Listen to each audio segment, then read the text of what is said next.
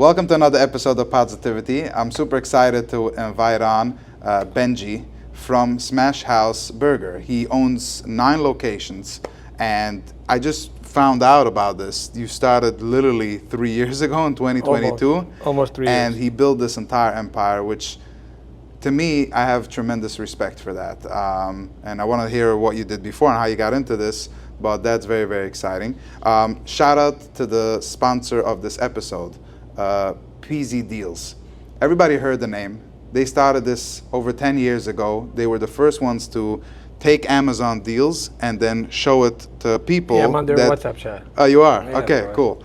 So they have a WhatsApp test. Now they also found the app. And the app basically not only gives you all the good deals, but you can also, when you want to buy a specific product, you can save that to your cart and they tell you when there's a special deal on it. Or if you want to shop in any store, or you can shop at any store.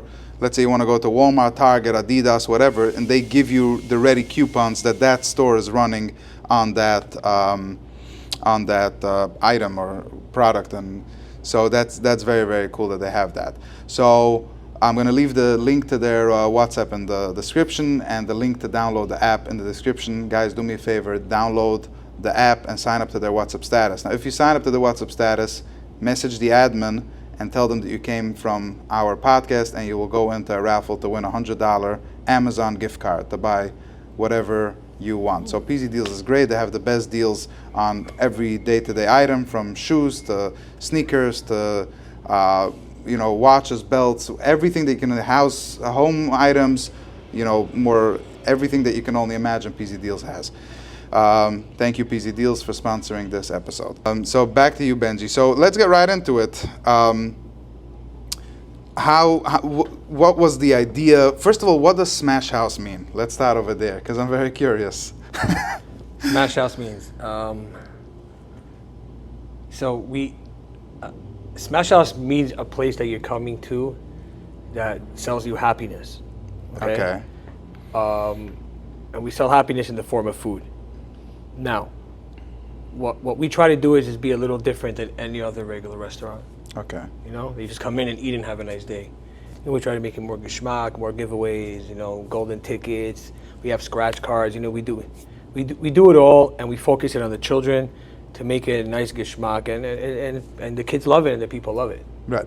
Okay. I love how you just simplified like 2 or 3 things. The food, the happiness of food, the golden tickets, and targeting kids. These are 3 huge things that are marketing. That's marketing genius.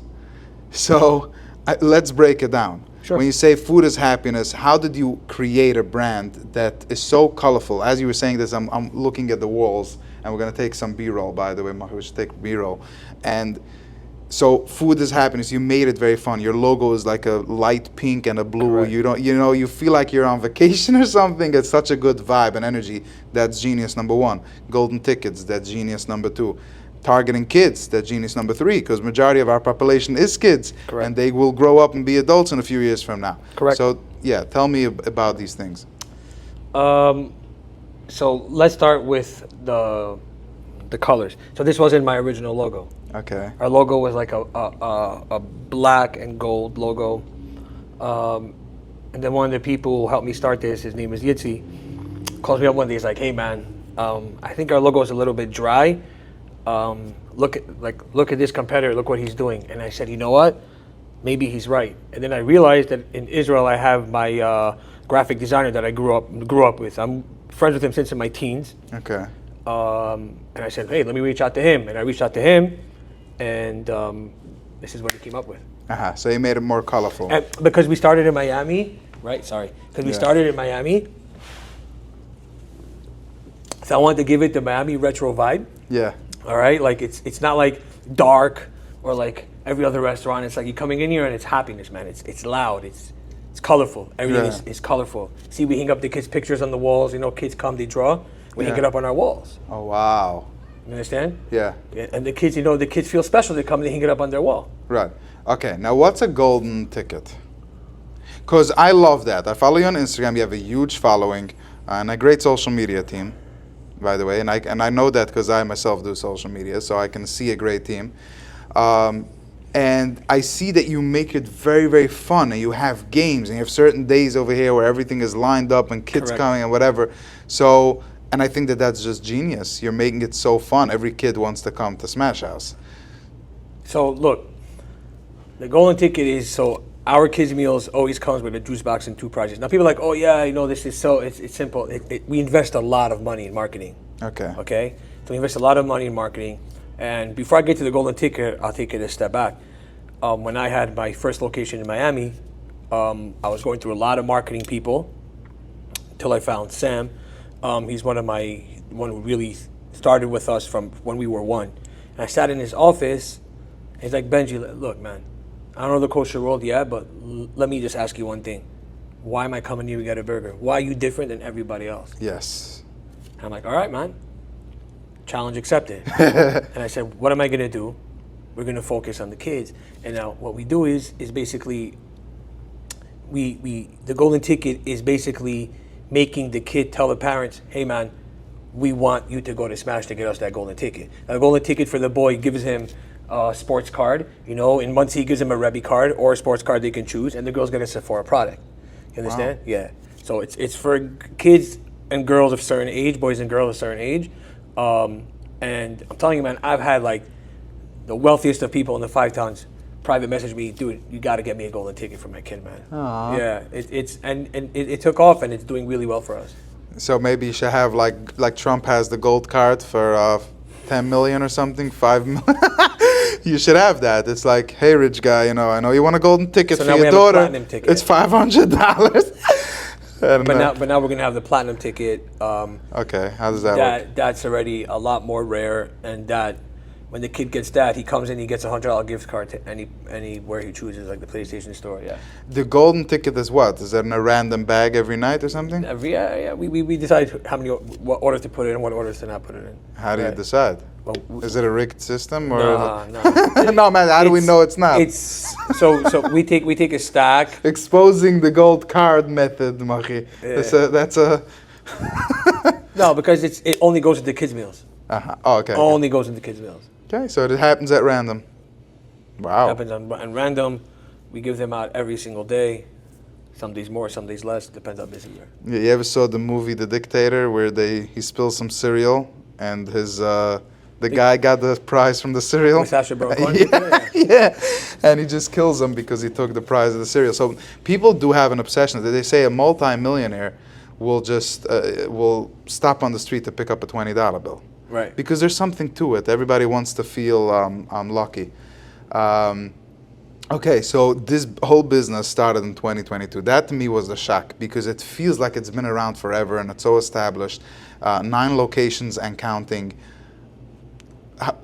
So why burgers? Why the food industry, for you at least?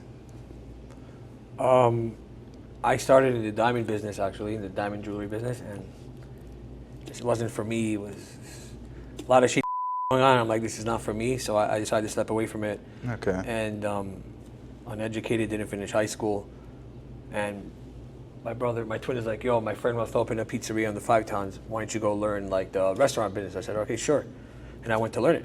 Yeah. And I've been doing restaurants ever since. I'm talking about 2012. Oh, you started food industry 2012. Yeah. So what happened in 2022 that you decided burgers? Oh, because I went through the thing. So I had a pizzeria, then I had 3 restaurants in Israel because I lived there for a while. Mm-hmm. And then I came back here, had a Lee Cafe in Queens. Yes. Had Bravo Pizza in Queens. Tried to start this restaurant. Okay, so my dream was when I started the restaurant business, I want to have either the hottest kosher restaurant in New York City or the biggest kosher brand on this planet. Either or, like the biggest kosher franchise. Okay. And when I bought Bravo had next door to a restaurant, and I tried to do this restaurant called Pier 26, like high-end dairy. And I realized right then and then, that the chef controls you basically. The chef controls everything. I don't really know how to cook. I just know how to do numbers, and apparently marketing too. Yeah. I didn't know marketing ever. I didn't believe I would know marketing. Yeah. And I said, you know what? This fancy restaurant, stuff like that, this is not for me. It's too much work. And I'm relying too much on my employees, and I don't like that. Yeah. So I shut that down. Then I had Bravo in Miami, and that was failing on me, and it wasn't making money at all. And then I was eating in Shake Shack, and we were sitting in Shake Shack, and I'm sitting there, I'm like, man, why can't we have kosher food like this? Yeah. You know, it literally mind blown. I'm like, dude, it's so easy, so simple. I said, you know what? Instead of me closing Bravo and doing nothing, let me try a smash burger joint, and that's where I got my inspiration from. You understand? I started there. So started at one location in Miami. In Miami, we started it. Yeah, we shut down Bravos. We started Smash.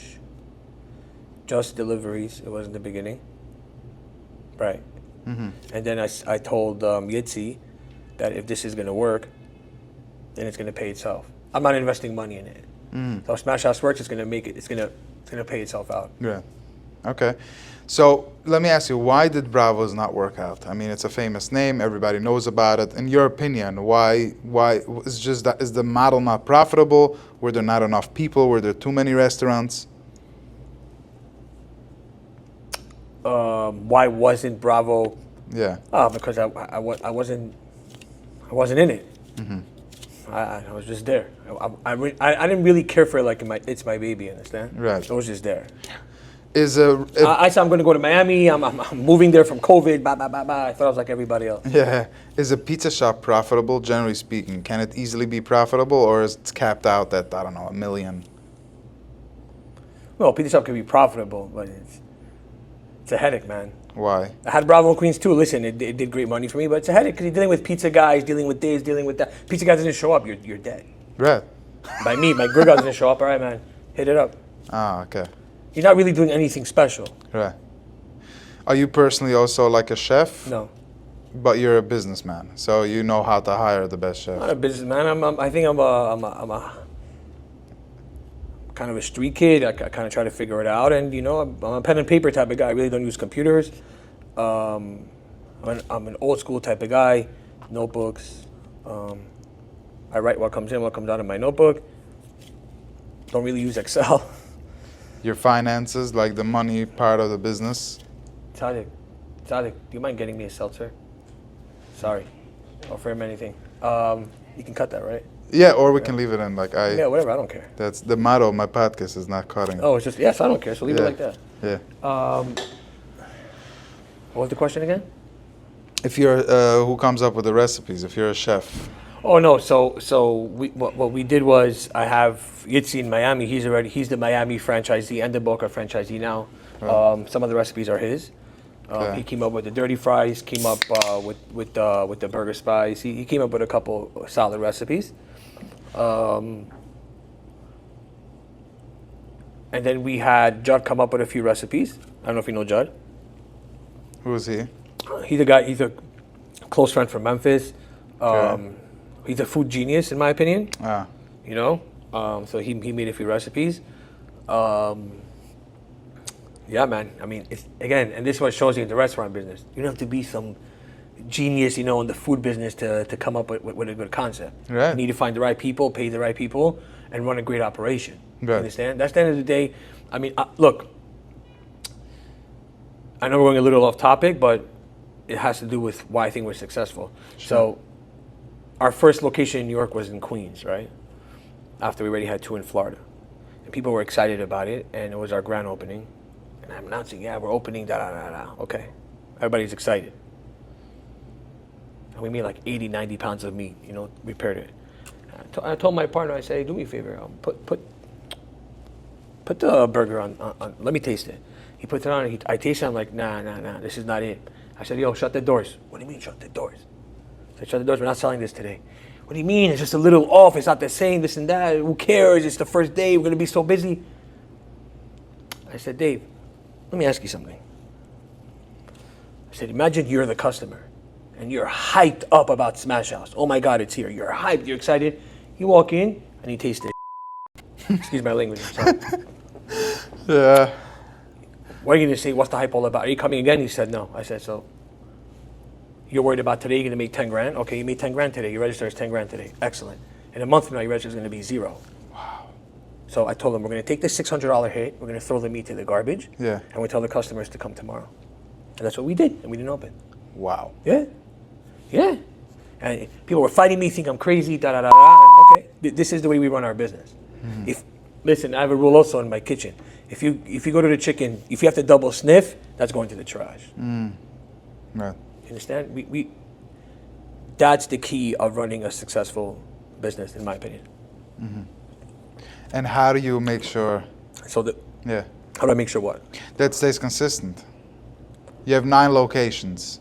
So I run around from location to location, and also our 3 main recipes we sell to the franchisees. The only thing we sell to the franchisees are 3 main recipes, a couple of spices, and a sauce. And then they can choose other stuff. And then they do everything else themselves. I'm not. So it did become a franchise. I don't own any location. What? Yeah, I own the franchise. Really? I own only the 5 towns location with a partner. This location, that's it. Everything else I franchise. Wow. I didn't know that. Yeah. Okay, so somebody opened the Muncie, and The they're basically franchisee, they're paying me a royalty. right. Right. Wow, and you do all the marketing? They do Basically. they do their local marketing. I have to do all the other marketing. All the videos that I do for the brand recognition and all that on the Smash House Burgers USA page, that's my responsibility towards the franchisee. Right. So that's a huge compliment that people will want to take your name Of course. and start a business out Dude, of it. I'm flattered every single day. I get phone calls all day. I pitch myself, no way, this is not happening. And look, I could have had 30 locations today Yeah. if I told everybody yes. Oh wow. I'd So rather how have- do you know how you- you can trust with your? Listen, you got to keep so, like for instance, right, the one in Miami in Boca is the one who helped me with this in the beginning, Gitsy. So him you trust. Oh yeah, he's he's like the brother I never had. Yeah. I mean, I have an identical twin that I'm the closest to him, but he's in the professional world. I mean, we're brothers basically. Wow. Yeah, yeah. Okay. He's an ex Ger Chassid. Yeah. He's a Heimische guy. Right. Yeah, so that's why our flavors have a lot of Heimische flavors, because he's the one who came up with them. Right. And do you how do you know the other locations? Like, okay, the Muncie one. How do you know you can trust? Because again, our main ingredients with the sauces, the smash sauce and the 3 spices that we sell to you, is dummy down proof. Like, Yeah. you got to be like a real. Right. I don't want to. To not know what to do. And Right. then again, we come in, like if I come into a location and I taste the burger and I don't think it's good, we pause the orders on the burgers until we figure out what's going on. Yeah, I don't allow it to go out. Wow. Because again, we're trying to train the kosher consumer that, hey, just because it's kosher doesn't mean it has to be garbage. Right. And you visit what, the Muncie location? You visit how often? Once a week? Once 2 weeks? Either I visit or somebody That you illegally trust. say me Right. tell me. Right. Right, Wow. right. Fascinating. Yeah, it's very interesting, and I learn every day as we go too. Yeah. Right? Because this is all new to me. It's new. It can get very overwhelming sometimes, because you're also always scared in a second it could all go away. Yeah. Right? Can it? Anything can go away in a second, man. Why would this go away in a second? I live like that every second, that it can go away any second, and that's why I'm always on my game. But it's 9 sure. locations, you know? First of all, we need a lot of siyata d'shmaya. Right, obviously. So that's Yeah. number one. Yeah. You're right. Listen, that's why we're not running to grow. We have to.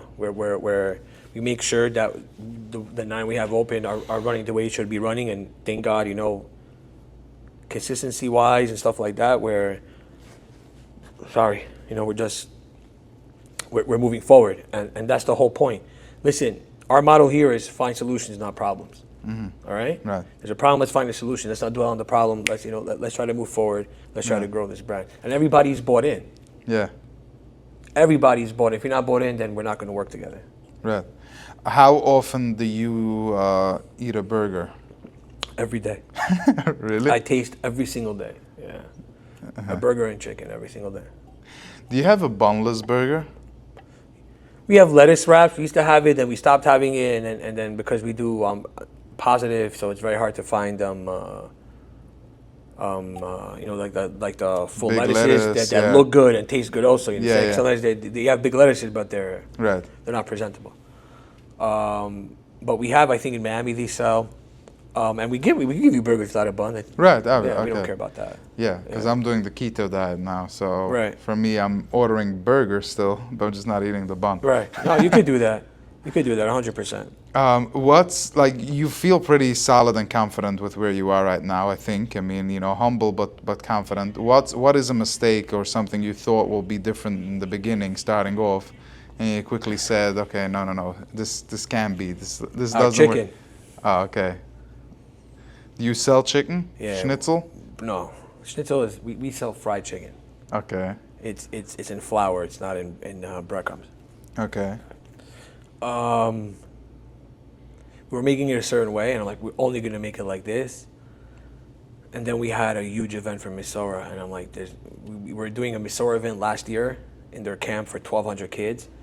I'm like, there's no way I'm gonna be able to do this fresh chicken like that. And we found the double fry that we do, and it changed our way of work 180 degrees. Mm-hmm. And in the beginning, I didn't want to hear about it. No way, it's not going to happen. And that's what people have to understand. No one has all the answers. Right. I don't know everything. There's a lot that I don't know. You're always going to learn from somebody else, whether you think you're not, or whether you think you're not. Someone is always going to have a piece of advice for you.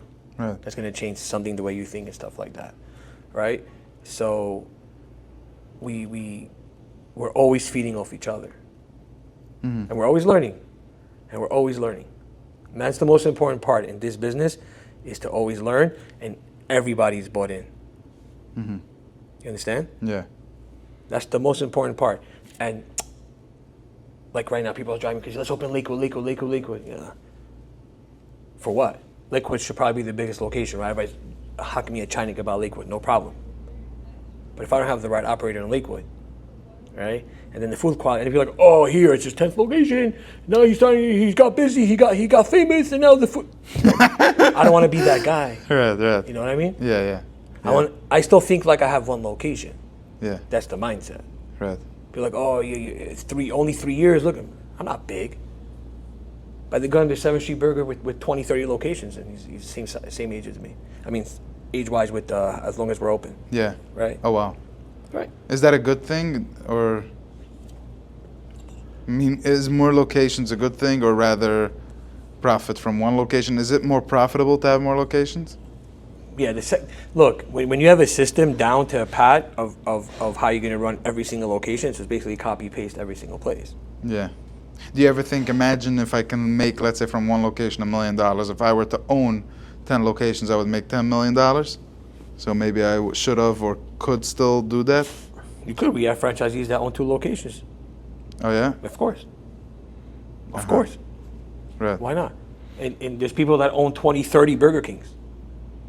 Right. So that's something also I just found out. Almost every big food chain store that you see is like that, right? Like individuals own. Right. Also, they own McDonald's and Burger King. Right. They own two different franchises. And what's the point of it? How is in the brain? Does it make sense? Very easily when you're part of a franchise, it's basically it should be easily ran. Right? Because it does. The Half first of it 6 months to a year, it's hard, and then it's just running on its own. Right, because the marketing is done by itself. The name is out there. There's a system in place. Right. I know Pliables works like that. They have Right. like, So the guy who franchised Pliables is advising me now on how to grow this brand. Wow. Yeah. How did you get to meet him, or how is he advising you? Are you through I don't know if you know Ashkenazi Realty. Her name is Edith Aegis. Okay. They're from Jersey also. Is a Jewish guy the owner? No, the person who Gary Moss is a Jewish guy. Yeah. He owns a lot of Playa. No, he was the one who helped them franchise. He's the one. Who, okay. Right. So there are experts in franchising. Okay. Oh yeah. So he's a whole different field. So different field than what? Than owning? Than licensing or any kind of coaching, I mean. No, it's a different field of franchising food? is especially in New York. They don't play around with it. It's very, very, very serious because you're taking money from other people. Right. So New York State wants to know, what are you charging for what? As the franchise. Yeah. So there's no, you can't be Heimish anymore.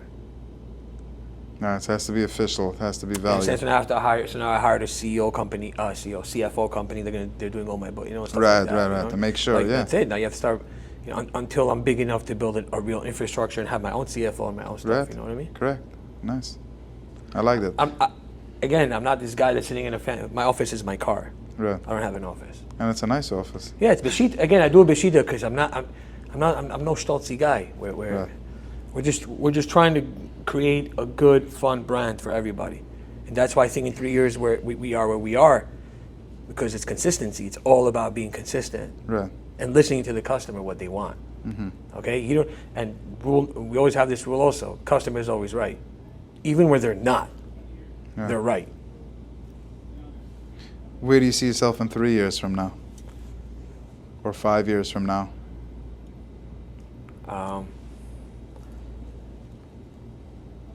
Hopefully with about 100 locations. Okay. Yeah. That was my question. I'm glad you answered in that direction. So you think you can have 100 locations? And at that point, you're not even in the Jewish areas, neighborhoods anymore. We're only looking at kosher. Right. We're trying to go non-kosher. Miami, 40% at least of our business is the non-kosher consumer. Which for me is the most flattering. When the non-Jewish eater comes to my store and be like, "Yo, man, this is..." Right. For me, it's I did something right. I just won $1 million. I promise you, because this was my whole thing, is that the second you have them, you're starting to become mainstream. You become mainstream, the sky's the limit in the United States. Sure. Right. You're not tapping into the million Jews that we have over here. You're tapping into the 300 million, whatever. So our marketing whole theme, right, going back to Sam, is what makes you different, right? Yeah. Is we just happen to be kosher. We don't market. You go on my website, you're never going to see this is from Ashgacha or you. This is the. We don't talk about that. Call the store and find out. We happen to be kosher, but we have the strictest Ashgacha everywhere. Yeah. So that was my next question. When you have these 100 locations, will it always be kosher, or you can see yourself opening one now in, I don't know, Tennessee, Texas, whatever, and just it's Smash House Burger, but it's not kosher? No, we're looking at a few options now.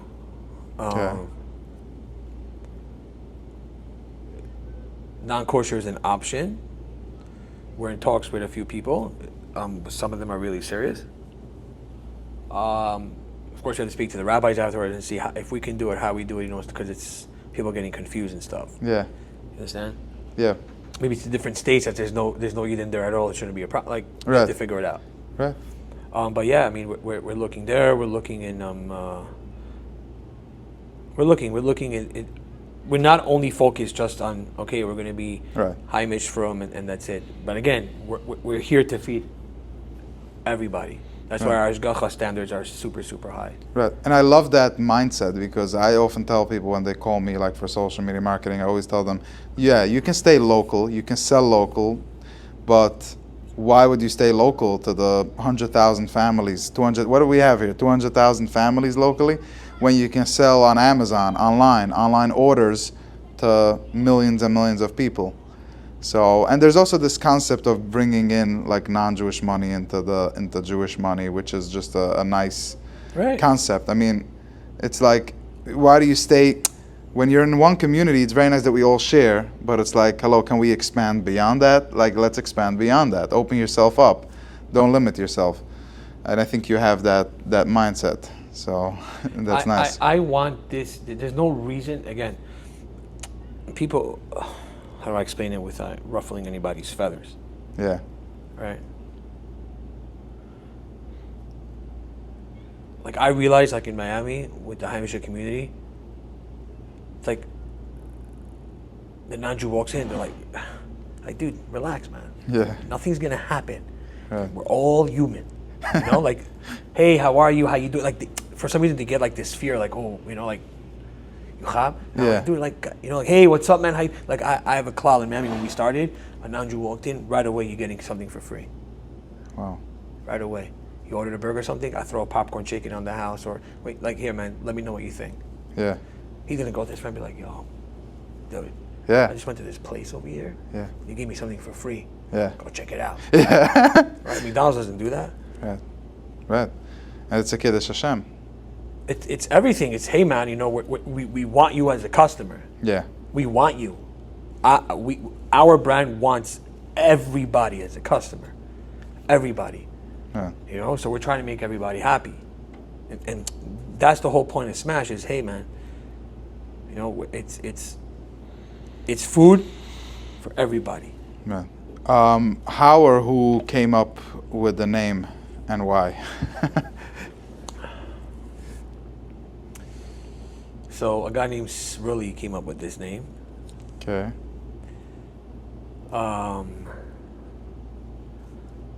It was very interesting that the whole, I'm not ready to say yet, but it was interesting. But this guy named Srilly came up with the name.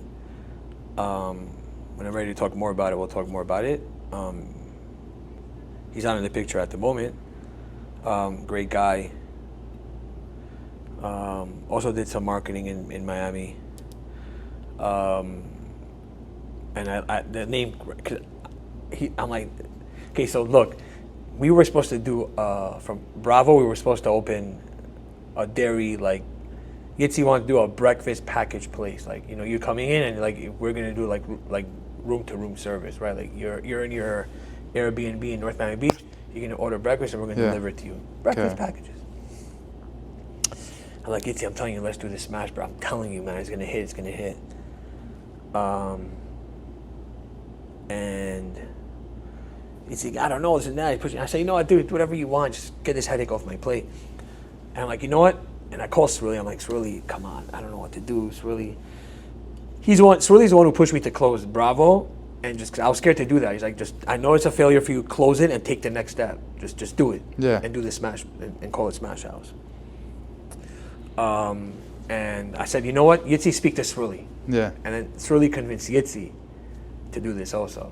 So Srilly is a big part of what's going on, you know, and I'm always going to give him credit for that. And he came up with the name Smash House, and I'm like, dude, this is the best name. Yeah, what does it mean? What did he, I mean, I also love the name.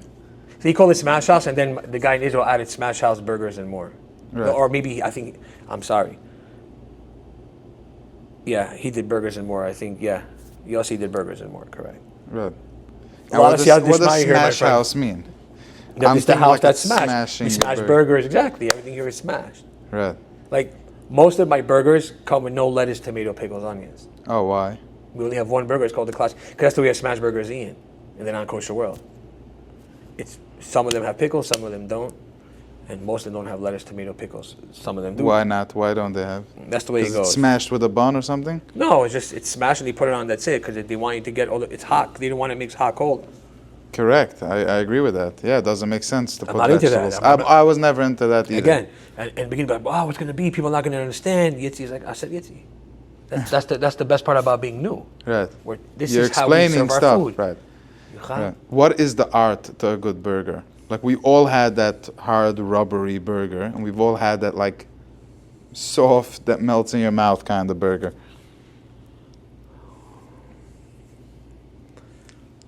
I can't talk about it, man. Give me something. Is it an art in the cooking? Like in the cook? No, it's the preparation. It's a preparation. Yeah. It's like making sure that the ingredients that you're putting in, once it goes onto that grill, it comes out good. Correct. Okay. And you have to know also how many seconds to put it on. Yeah. You know, it's look, everything is a numbers game to the second. Wow. Yeah. I agree. Food is art. I mean, we made burgers last night. My brother made a CM, and he made burgers, and I watched him do it. And suddenly, you know, he was putting in parsley. Right. He was putting in a special spice.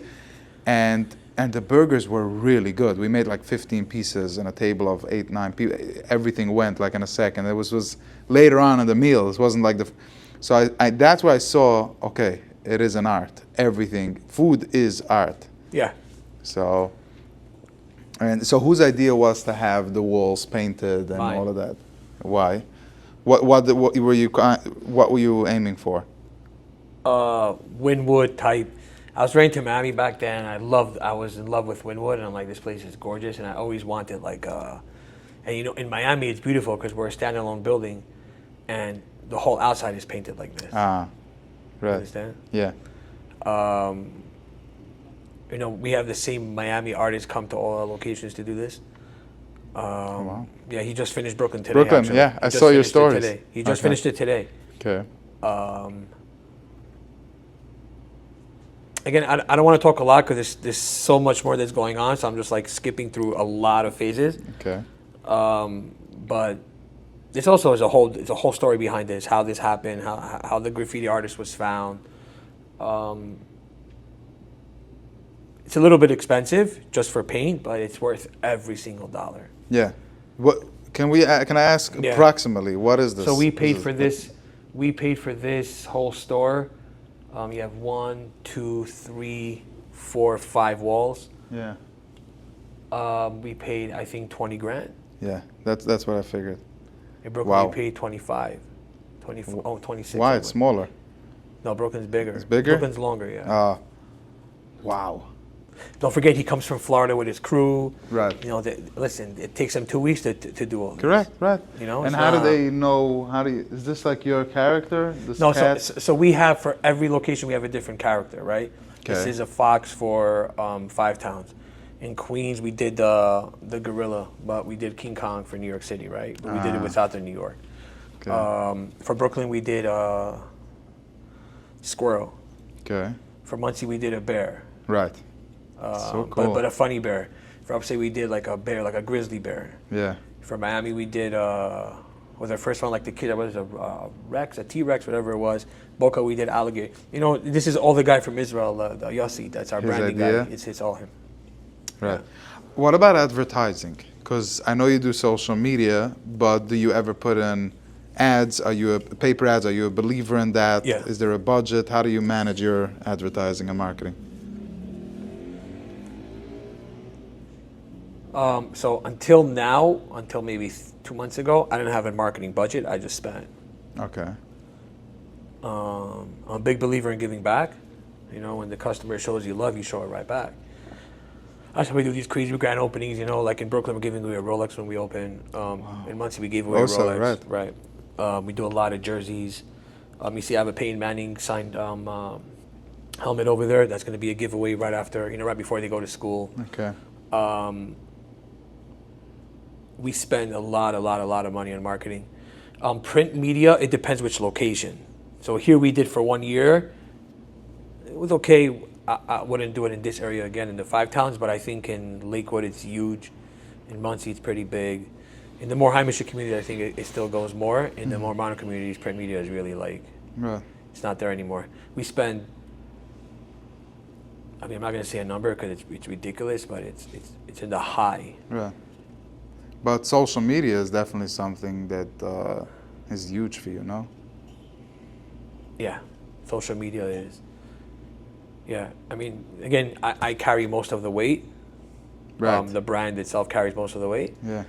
But the franchisees also carry a pretty heavy load. But they see return from it. You see return from it. You see return from it. Yeah. You know?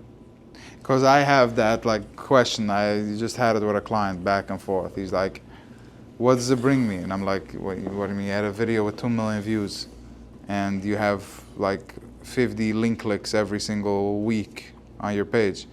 Yeah, but how much from it sees me? And I'm like 50% is from local. They see you. Okay, and then how many people come in? And I'm like, I don't know. So what I came to notice is that if they don't believe in it, then it's not worth. I never believed in marketing. Never. What about social media? Did you Never. believe in that? I used to do social media, but I never believed it. I'm like, dude, if your food's good enough, people are gonna come. Smash House changed everything what I ever thought about the food business from A to Z. It's What was the wild. biggest change for you? That I don't have to actually physically work at the location in order for it to succeed. I don't have to be the guy behind the counter, Yeah, packing the orders, doing all Yeah. that. No, that's when you don't succeed. right. Is when you're outside looking in is when you succeed more. And what else did I learn from that? Marketing is probably the most important thing. I didn't believe, when I had Elite Cafe and I wasn't marketing. I wasn't marketing at all. I was just doing, just putting up posts and stuff like that. Today we spend very high number on marketing. Right. You did your first event. I don't know if it was your first, but at least you did an event 2 weeks ago. You did a speech at the event. You were part of the panel with other prestigeful restaurant owners, and that's where we met. Right. How did it feel for you, sitting on stage, hundreds of people listening to you, watching? I didn't think I belonged there. Why not? Because I'm not there yet. I don't think I'm successful. I'm working on something. It just started. Look, I grew up idolizing Kobe, okay? And Kobe was for me, his work ethic was second to none. I remember in 2009 NBA Finals, they're up 2-0.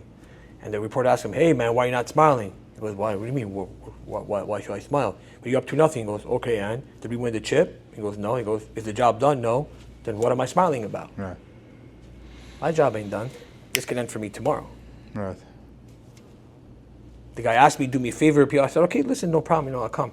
But if I felt comfortable doing it, absolutely not. Do I feel comfortable sitting here? Absolutely not. If he didn't chase me, I probably would have walked away from it. Yeah. Right? Yeah. I don't feel comfortable talking about it because I don't think we did anything big yet, in my opinion. Wow. Okay. Humble too. It's reality. Right. Again, the franchise world is it's a whole different world. In the grocery world, I'm such a small player. I'm like a needle in a haystack. Right. Well, some people see it as huge success, and so do I. I mean, to be in your position, and let's just say, even if like it doesn't add up the success, nickels and dimes, as they say, but just to carry the weight of what you're carrying is huge. To have 9 locations under your name and growing, to dream of 100 locations in the next 3 years is a lot to carry. 100%. And 99% of people don't walk around with that dream. So that's what makes you unique and special. Even though you're not there yet, but in your mind, you are there. I mean, I've been like this since I'm a kid. Like me and my twin, since we're kids, we're like in Cheder and we're talking about it, how we want to be successful and we want it to be like money and have this and have that. Him a lot more than me. So it's nice to see. But then again, I don't think I'm successful yet. So could I have a different way of success for me in my eyes? Yeah. But if God forbid tomorrow, if someone asked me, hey, how was your journey? I wouldn't change it for a thing. And I think no matter what happens, we did great here. Yeah. No matter what happens. Right. Even if God forbid the door is shut tomorrow, I think we did a great thing here. And hopefully one day we're looked at it, hey, these guys pioneered the kosher, the kosher fast food industry. That's the whole thing. Like, hey, this whole thing changed the kosher food scene. And I tell this to every single franchisee, and I think it's so important, that every Jewish restaurant owner that sells kosher should understand. What do you do? Oh, you're going to come to me anyways, right? So I'm going to give you, here, eat this. It's fakert.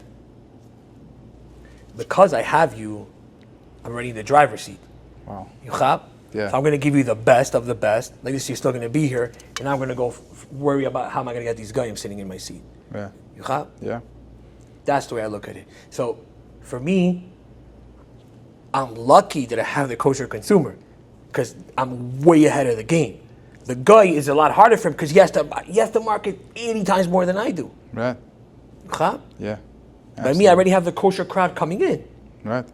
Automatically, as long as you're in a location, and we're so limited. Treat them right, and that's what people understand. The kosher consumer is starving for a place like this. Right. For more, like in Muncie, people every time I'm there, you don't understand. Thank you so much for coming here. We needed this. Right. Dude, I know Muncie did not have a place like this. It's so simple. Yeah. It's so. Don't just care and give the customer a good product. Right. And stop handling him. Like we do with sauces also, right? If you're in the store, we never charge for sauces. You're ordering online, I'm going to charge you for sauces because then you're going to put a whole list. If I don't give you one sauce, you're going to start saying, oh, you're a piece this, piece that. Right. I don't want that. Online, you can order. I'm going to charge you for sauce. After 2, you're going to get charged. In the store, I'll never charge you because I'm not penny pinching you. Right. Right. What about the price of food? I happen to know I'm working now, my social media company I'm too works cheap. with like 10, no, we work like 10, 15 restaurants. So I see the work firsthand that goes in, and I understand that when somebody's charging for a burger $25, it's because of the paintings for the wall, it's because of you, it's because of the social media, the marketing, the chairs, the tables, the detail, the extra sauce and stuff like that. So yes, a burger in the store is only $4. And yes, labor is only another $2, $3. No, it doesn't work that way. You know how people make their own calculation? It's like the burger should be by at most $11. No, there's so much more. You're paying for everything included. And somebody has to make a profit to feel good tonight, right? Like, why should they keep on doing this? So yes, the price of a burger should be $20, $25. That's probably how much it is. But what do you tell those people that say it's like expensive or like? First of all, I think we're too cheap, and everybody tells me that. What are your prices? My prices start at $7. What do you have for $7? A kid burger? No, a single smash, no with cheese, no lettuce, no tomato. Wow. Yeah. Okay. You know, it's funny, when I had Elite Cafe in 2017, I think it was, Sunday was breakfast and it was busy, and I was waitering, right? Because back then I was actually working at the restaurant. And I'm helping the waiters, I'm waitering, and I give this yeshiva guy waffles. He goes to me, "Can I ask you a question?" Sure, what's up? He goes, "Why are you charging $10 for the waffles? You know it costs you 50 cents to make." Okay. And I said, "Let me ask you a question." I said, "The electricity, who's paying for it? Yeah. The rent, who's paying for it? The tax, who's paying for it? The employee tax, who's paying for it? The insurance, who's paying for it?" It's not only about the food. Yeah. Your food cost should be 30%. There's Yeah. more. There's more cost besides food. Right. Right? And that's what people don't understand. And this is what I tell to everybody. Hey, first class and regular class, right? It's the same thing. What do you mean? We get to the same destination? Yeah, in different style. You can spend $1,000 sitting in the back, wait online, right? And get slammed like a sardine. Or you can fly first class for $8,000 and you're like a king. Yeah. And guess what? You both got to the same destination. You paid $8,000, he paid $1,000. Right. Same thing with food. You go to McDonald's, get a $1 meal. And by the way, people think like, we're not McDonald's. We don't sell that garbage. Yeah. I don't sell processed meat. My meat is 100% real. I don't sell that garbage. Nothing is frozen. Nothing is waiting for you. Yeah. It's when you order it, that's when it gets smashed. Yeah. At McDonald's, you order, you get to the drive-thru 30 seconds later, the food's there. Mm-hmm. Wow. Yeah. Yeah, I want people to understand that, like, So good quality, but you are very you are very well priced. Yeah. Again, so we're more Quantity, right? exactly. You're pushing quantity. You understand? Right. But now tariffs started coming. You know, our prices going up, this and that, who and how. You know, we're still trying to hold along as much as we can with these prices. Yeah. Has to make sense. Yeah. Yeah, of course it has to make sense. But again, this is the way I look at it. I go to the restaurant. You want to charge me $500 for a steak? No problem. Better make sure it's a good ass steak, man. Right. If you're giving me garbage, we're gonna have a problem. Right. It's the same thing. I'm paying for a Rolls Royce, right? Give me a Rolls Royce. Don't give me a Honda. Yeah. That's it. And that's what people have to understand. If you're gonna get a $5 burger, expect a $5 product. Right. Okay, I want to touch on something about you specific. You probably, most people don't know this. You grew up Hasidish, right? So we're Svardim. My father's a huge Bukharian Rav in Queens, and we grew up basically. My father was by Satmar for a long time. We went to Cheder, and we went to Hasidish, then we went to Ashkenaz yeshivas, like Litvish yeshivas our whole life. Okay. Yeah. What good thing do you think you have in you that's from like a Hasidish perspective? The hustler's mentality, man. Do you think Hasidim are hustlers? Man, I think they're the most shrewd businessmen walking on this planet. Uh-huh. Again, I love Heimische people because they're. First of all, in Muncie, I meet them all the time. They're great. Yeah. And I think we learned all this from the Yeshiva Shekut, man. Yeah. It's a real Yeshiva Shekut, and I believe it. Mm-hmm. And the work ethic is. I remember as kids, we were working at Sregim stands and stuff like that, right? You're making like stuff with the lulav, the knots you're making. Yeah. And these Hasidim, man, they're pounding it, and they're there all day and their work. They had real work ethic because they it was great. It was. Yeah.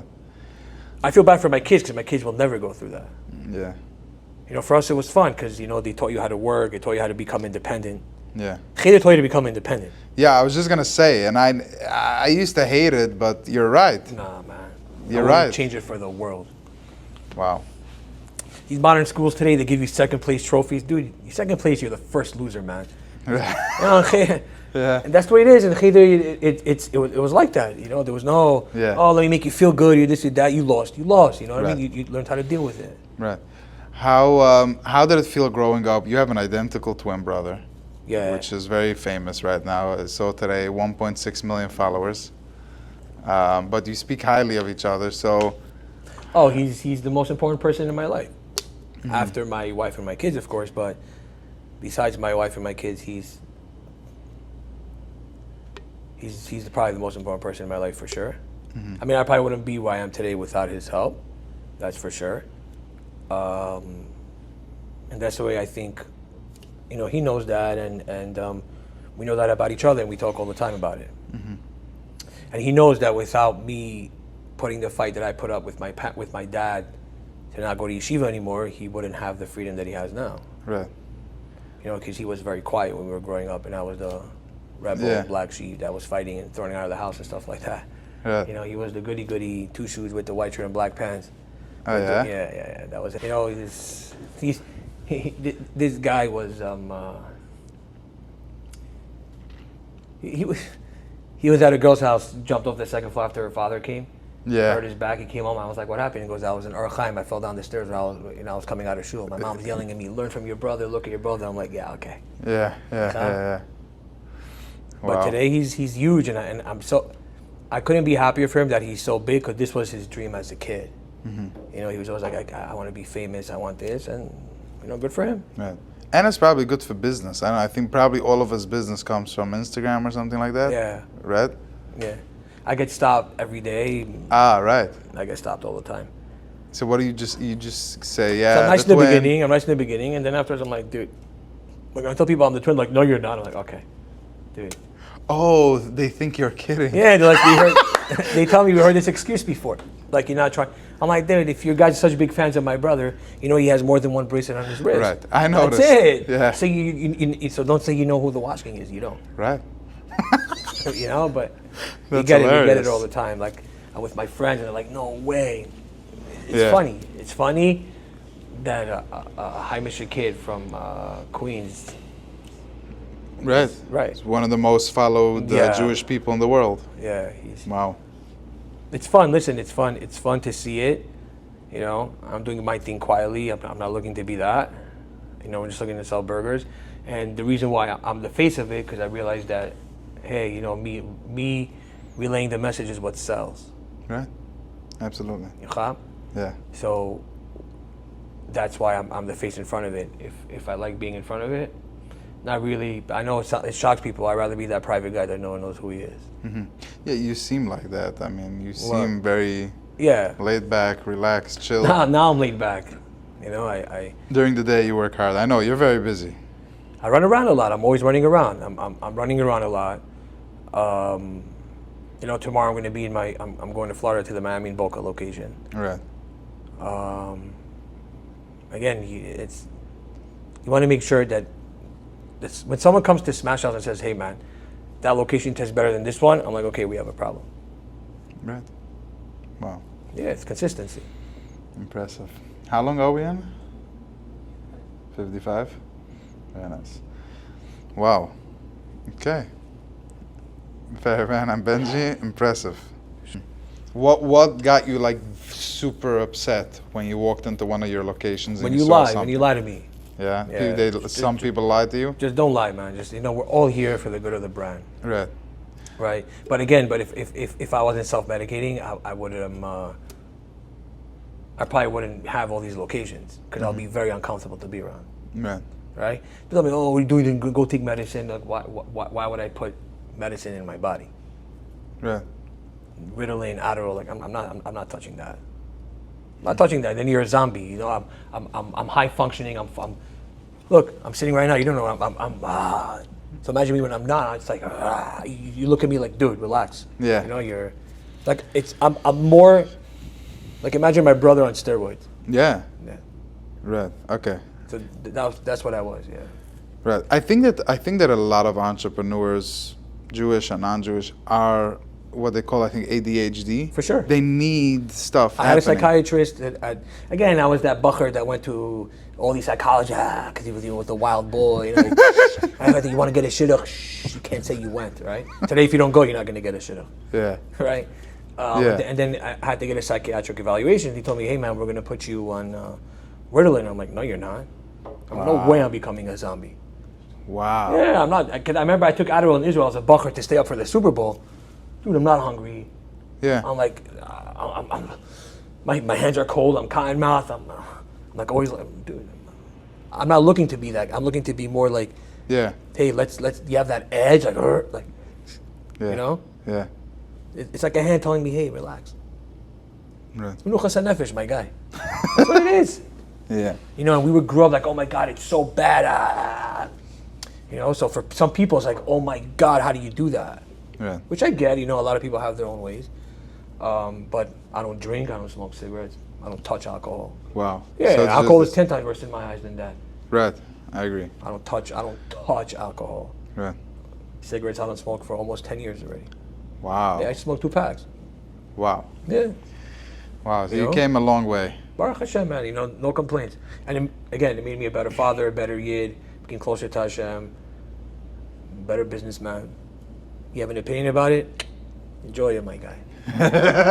Enjoy your misery sober. That's good for me. Yeah. Again, people are, you're running. I'm not running away from nothing. There's no problem for me to run away from. Yeah. It works for you. Yeah. Yeah. I always felt like I would try it, like also when I become a little bit older or whatever, like I would How old are you give now? it a shot. I'm 27. Oh, you're young, man. Again, after 25, I think your brain. I don't know. I'm not a doctor. They say it's fully developed, That's right? what they say. I don't know. So Yeah. that's why at my teens I never touched it because I knew it's gonna slow you down. Right. And I always wanted to make money, so I'm like, I'm not letting this slow me. And actually, this doesn't really slow me down. Right. Right. You know what I mean? It just. I feel the same thing as I felt, as if I don't smoke. But what? I don't have that inner. Right. Like that thing's about to explode. Just say something wrong and no, it's gone. It's calm. It shuts it down. It's like shut down. Yeah.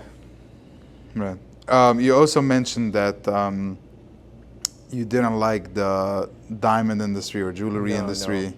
No. What specific thing didn't you like about it?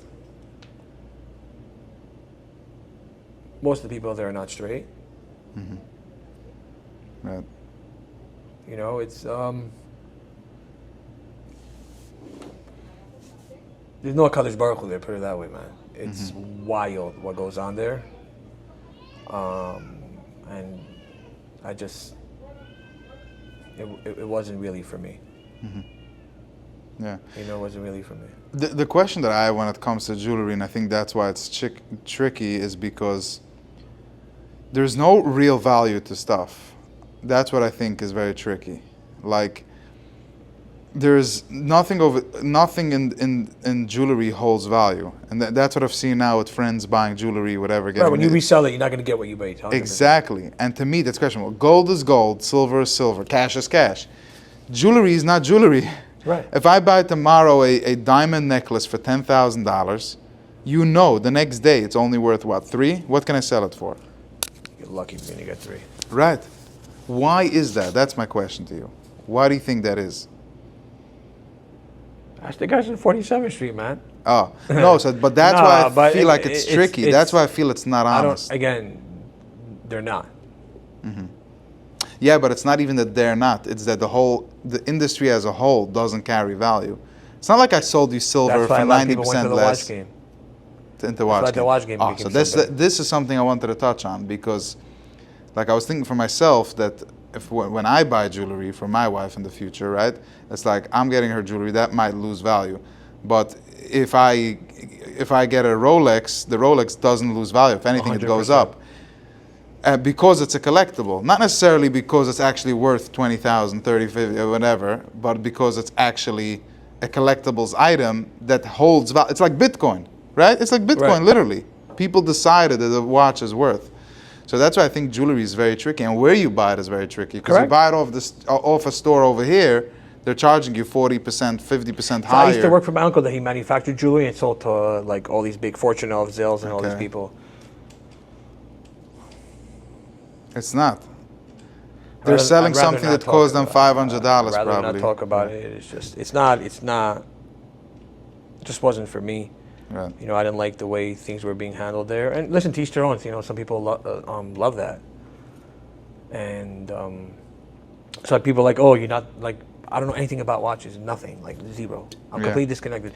I don't follow anybody from 47th Street besides my twin. Yeah. Nobody. I know all of them. Yeah. A lot of them personally. What's your like dream watch?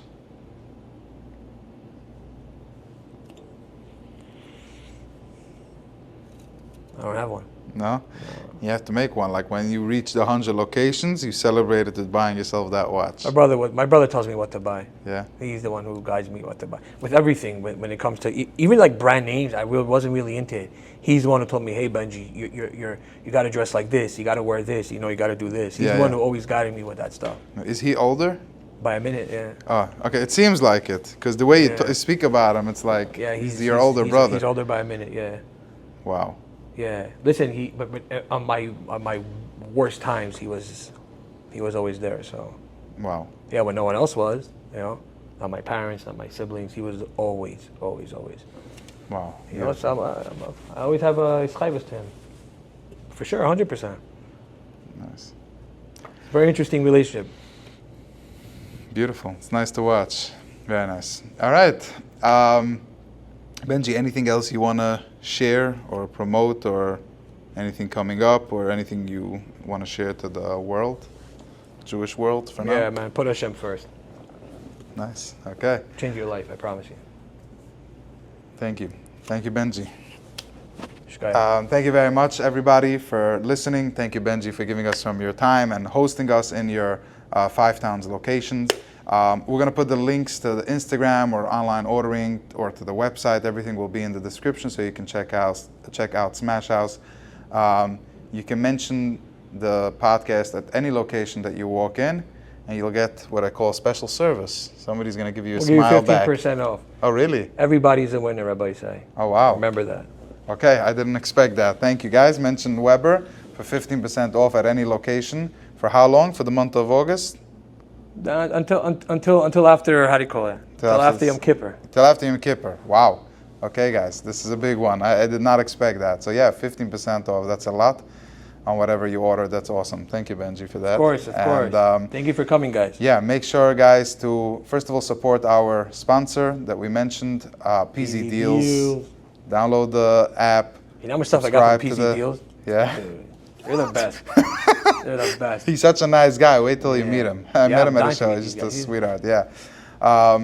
Check out the WhatsApp status, the WhatsApp groups. Join a group today and tell the admin you came from Weber Status to go into a raffle for $100 on Amazon to spend whatever you want. Subscribe to the channel, guys. We're almost at 5,000 subscribers. By the time you're watching this, we're probably over it. So, but either way, guys, subscribe. For extra bonus footage, including from this episode, please join our membership. It's $9.99 a month. It helps us to support the channel. It helps, and you can see extra footage from every episode that we record. Sometimes you get early access, so it's just a nice way to support yourself and the channel.